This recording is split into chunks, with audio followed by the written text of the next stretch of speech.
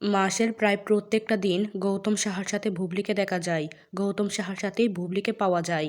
কিন্তু একজন সফল নায়িকা হিসাবে ঈদের আগ মুহূর্তে সবচেয়ে বেশি সিনেমার শুটিং, সিনেমা প্রচারণা নিয়েই ব্যস্ত থাকার কথা।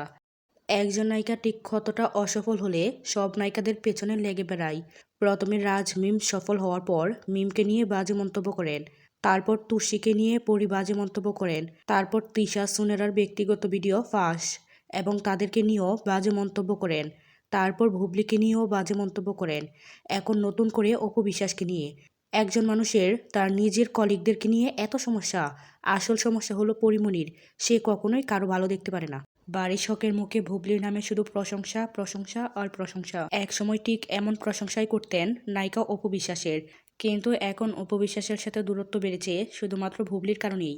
অপু বিশ্বাস আসলে একাই কাজ করে বুঝিয়ে দিচ্ছেন তিনি ব্র্যান্ড প্রমোশনেও সেরা। তার আশেপাশে আর কোনো নায়িকা নেই। সিনেমার কাজ নেই, এখন কি করবে নায়িকা বুবলি? ওনার নিজেরা তো চলতে হবে। তাকে নিয়ে এত সমালোচনা না করে উনি যা করছে সেটাই অ্যাপ্রিসিয়েট করা উচিত।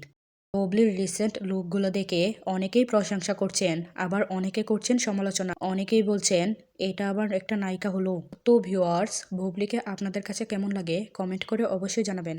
বারিশা হক বলেন, আমার চোখে দেখা সবচাইতে বেস্ট নায়িকা হলেন শবনম বুবলি। আসলে বুবলির সাথে এখন বারিশা হক কাজ করছেন, তাই এত প্রশংসা করছেন।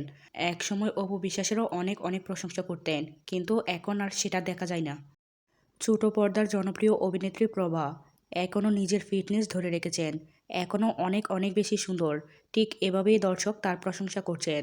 2010, 11, 12 সালে প্রভার অনেক জনপ্রিয়তা ছিল, কিন্তু কোনো এক অজানা কারণে প্রভা তার কেরিয়ারে ভালো করার পরেও অনেকটা আড়ালে চলে যায়।